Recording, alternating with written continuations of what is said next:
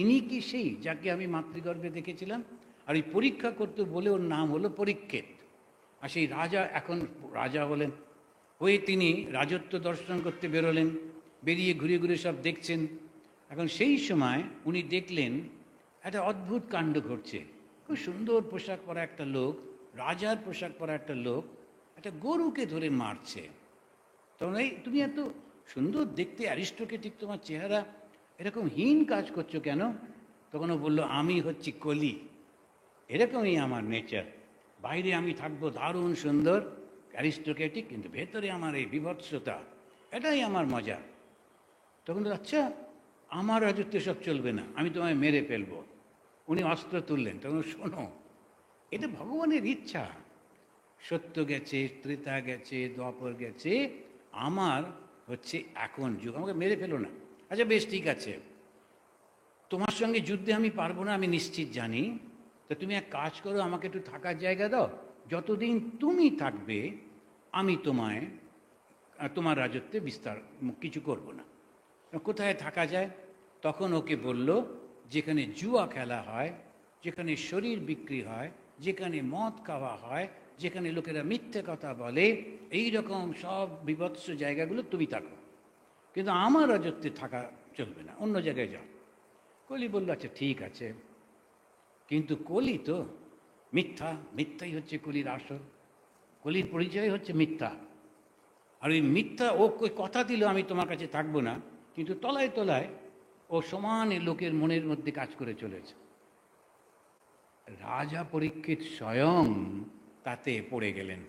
একদিন তিনি শিকার করতে গেছেন, শিকার থেকে ফিরছেন, খুব টায়ার্ড হয়ে গেছেন, শিকার জোটেনি, তাতে খারাপ লাগছে, এত কষ্ট করলাম একটা শিকার করতে পারলাম না, আর ভীষণ টায়ার্ড। দেখলেন এক মুনি বসে বসে ধ্যান করছে। একটা জঙ্গলের মধ্যে মধ্যে নানান রকম কটেজগুলো থাকতো, মুনিরা থাকতেন।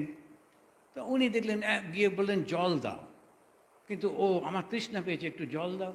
মুনি শুনতে পেল না, কেন ধ্যান করছিল। এবারে তিনি খুব রেগে মেগে বলছে, আচ্ছা খুব বড় ধ্যান হচ্ছে, খুব যোগী।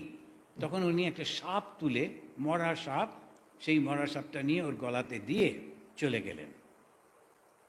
রাজা ভুল করে ফেললেন, ব্রাহ্মণকে অসম্মান করতে নেই, যে ধ্যানের গভীরের মধ্যে রয়েছে তাকে সম্মান করতে হয়।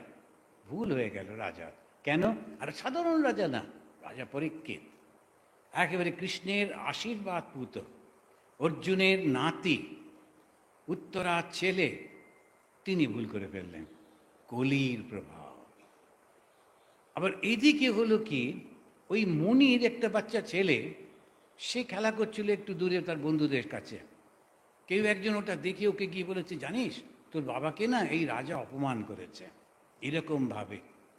আচ্ছা ব্রাহ্মণ, তার তো একটু ধৈর্য থাকা উচিত, কিন্তু সে সঙ্গে সঙ্গে কথাটা শুনেই বলল, এরা মনে করছে কৃষ্ণ চলে গেছেন বলে ব্রাহ্মণের শক্তি চলে গেছে, ধর্মের ক্ষমতা কমে গেছে। আমি দেখাচ্ছি, এইখানে দাঁড়িয়ে আমি বলছি, আর 7 দিনের মধ্যে ওই রাজাকে তক্ষকে কামড়াবে, ওকে মেরে ফেলবে, আমার বাবাকে অপমান করেছে বলে।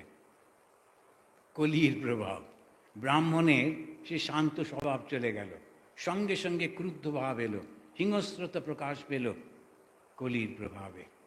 এবারে সেই ছেলেটা বাড়ি এলো, এসে দেখছে ওর বাবা উঠে পড়েছেন ধ্যান থেকে। এ বাবা যখন শুনলেন এই সমস্ত, কাঁদতে শুরু করলেন। তুমি এটা কি করেছো? তুমি কি জানো না, যে দিন এই রাজা থাকবে না সেদিন সর্বব্যাপী কলির রাজত্ব শুরু হবে। আর সেই কলি যে কি ভয়ঙ্কর তোমার ধারণা নেই।